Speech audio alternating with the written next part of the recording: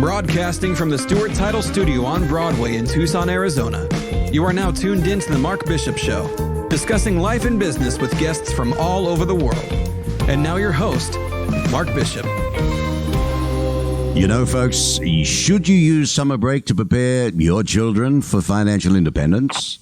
Well, this expert holds a bachelor's degree in economics from Hiram College and a master's degree in economics from the University of South Carolina. You know, developing positive personal finance skills early in life can lead to long-term fiscal stability and success. And with school out and summer in full swing, Bank of America's April Schneider is helping parents take advantage of this moment in time to better prepare their children for financial independence. Hi there, April. Hello, how are you? Thanks for having me. You're most welcome. Well, you're head of consumer and small business products for the BofA, right? Now, why is summer a perfect opportunity for parents? Tell me why. I know we're going to do some tips and all that through this chat a little bit later, but to help their kids get savvy about their finances in general, is that the idea? Yeah, I'd say there's some downtime in summer, so I'd slip some of these educational conversations in with your kids without making it be too formal or stuffy. I'd make it fun and light while they're in the pool. You're heading off on that summer vacation. You have some downtime that you typically don't have as a family. And what we know about Gen Z, which is this demographic that are in high school heading off to college, is they really value advice and guidance, and they're just waiting for us to talk to them. So I would say, while we have this time with them, let's go for it. Well, summer's here, and for millions of parents who have children who are working summer jobs, preparing to head off to college or simply hanging out, as you say, it's an ideal time to help their children get savvy about their finances. Now, April, we're going to share some tips for these parents in a moment, but I just want to touch on the fact that the Bank of America was recently named Best Bank for College Students. Why is that? Thank you for saying that. We were. So we have a great banking account called Advantage Safe Balance Banking, and it allows our students to bank without the worry of overdraft or non-sufficient fund fees. And there's absolutely no maintenance fee for eligible students under age 24. So that's the primary reason, and we're really proud of it. Well, they'd love that one, that's for sure. Now, let's take these tips in order. Let's start with create a budget. For many young adults, summer means a part-time job along with a new and often first source of income. Boy, I can remember that. April, I guess the key here is to somehow teach children how to plan and track their spending as their first step toward financial independence. It is. And I would say there's a couple of ways to do it. Is make it simple. So I wouldn't, talk to your children with anything that's overly complex. I would say money comes in, money goes out, and the timing of when money comes in and goes out really matters. I would have them anticipate money they're going to earn, because that's half of the equation, and they're going to earn it in different ways, job at a local store, babysitting, and gifts. And then there's going to be a couple of ways that they're going to spend. So there's going to be money they're going to need to spend. So if they're headed off to college, if they have a car, they're going to have gas or, incidental repairs, Uber these days, books. And the money they're going to want to spend. And in your college, that's like the big rub, right? I have to do some things, and then, gosh, I'm going to really want to do some things in college. And the earlier they make these trade-offs, the better. And it's going to be lifelong lessons that are never going to leave them. So in the earlier we help our children with budgeting, again, ins and outs, and the timing of the ins and outs. And that's where we see a lot of people get caught up, the better. Yeah. And mobile is second thing that's really where it could help. So our kids are so glued to their phone. Technology can make banking and budgeting and understanding the ins and outs even easier. And parents can help engage there with, simple questions. Hey, what do your balances look like? Where did it change and why?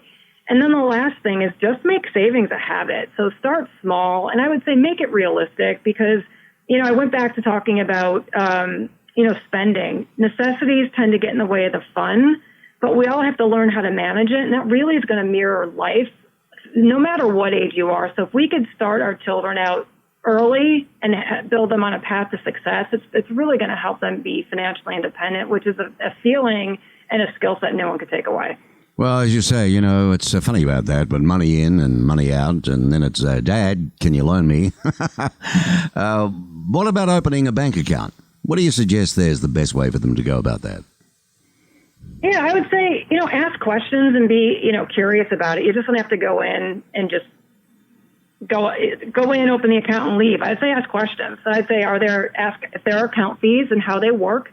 Have the bank explain things like what are called monthly maintenance fees and even potential overdraft fees that may be applied to the account. And ask the question if you have to keep a certain amount of money in the account to avoid those fees.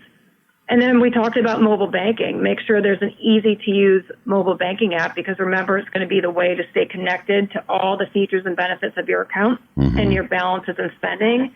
And you can engage with your child, your student, emerging adult about that. And then another thing that shouldn't be overlooked is, are there ATMs nearby? And you may say, well, April, you just talked about mobile banking. Why should I care about ATMs? And while your child may use mobile and debit, their debit card, they're still going to need some access to cash. So if there are ATMs nearby, and even importantly, if they're headed off to college, if there are ATMs on campus, that's a great benefit. And then last, I would say, are there student-specific accounts or student fee waivers? Because after all, if we could give our children a little jump while they're in college and in a student that might be in high school, why not? Let's ask these questions.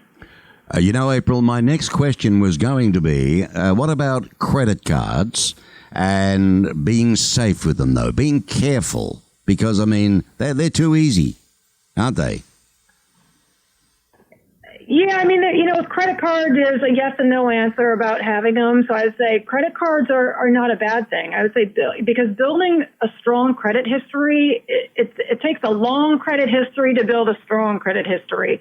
So I'd say for that reason, a credit card, in college could be a great tool for that, for managing expenses.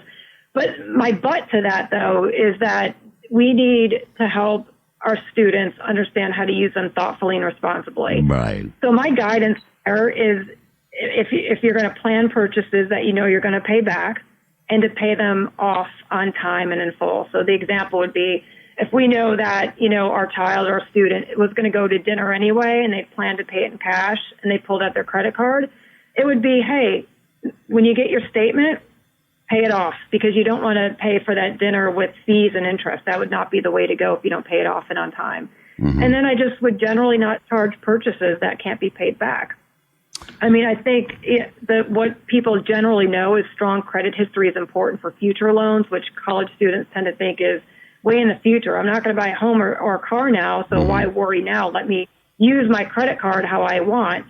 But my biggest advice there is they may not realize what's in their immediate future is renting an apartment, being considered by potential employers and car insurance, which could be impacted if they impair their credit. So kind of long story short here is if you use credit wisely, it could be great. And it starts to really show your long-term responsible credit behaviors, and it could give you peace of mind. That's good. So, April, what's the first thing I should do if I'm going to prepare a child to start managing their money then?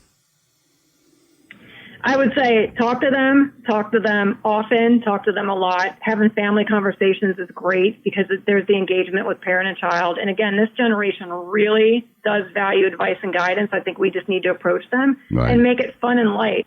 If it's overly heavy, a child or a student may not want to engage. I think having the conversations is really important. That's going to set them up for that financial independence. So what should a concerned parent look for when setting up the child's first bank account?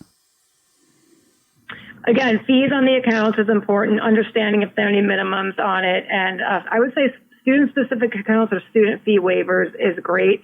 And then pairing it, we have a reward savings account. So starting out with those savings behaviors, so you could understand how you're transacting in one account and saving in another and learning the interplay between the two so that you really could help your students set themselves up for that financial success that's going to last them a lifetime. As far as you're concerned, it's okay for a young adult to have a credit card.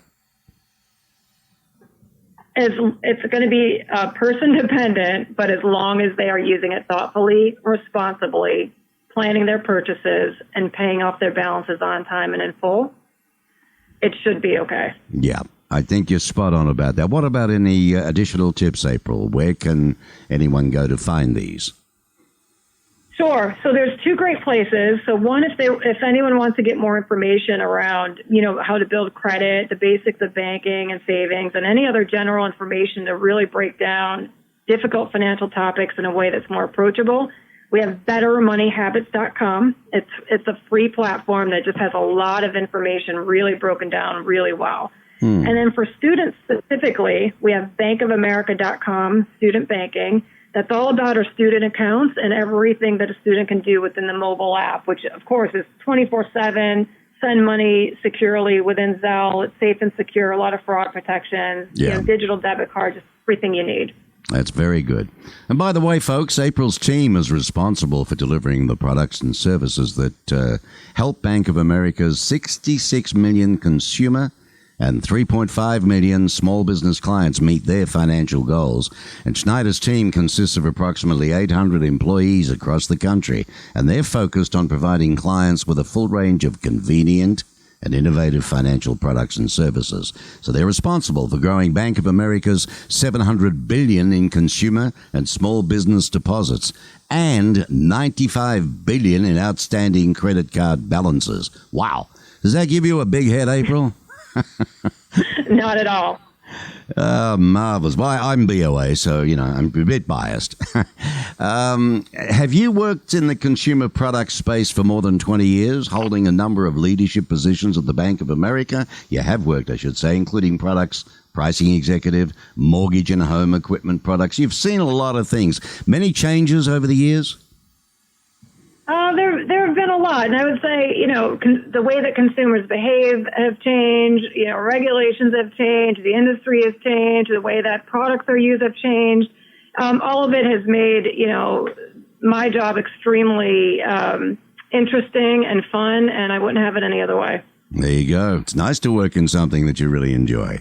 Now, you hold a bachelor's degree in economics, as I said, from Hiram College, and a master's degree in economics from the University of South Carolina. And she serves as market sponsor for Tucson, Arizona, right here in the beautiful southern Arizona area, executive sponsor of the bank's parent care network, and currently leads the advisory board for BAI Research. What is that? It's an advisory board that we get together, all the large banks, to talk about what's going on in the industry to help advance some of the causes. So it's a really, I'd say, technical and analytic type industry advisory board. Excellent. Well, it keeps you right on top anyway for the future. Well, Thank you for giving us the time, April. I appreciate it. Thank you. Appreciate you having me here. All righty. Have a good day. April Schneider. You too. Thank you. Thank you, April Schneider, Bank of America. And boy, do they do a lot of work and staying ahead for the youth of tomorrow the right way.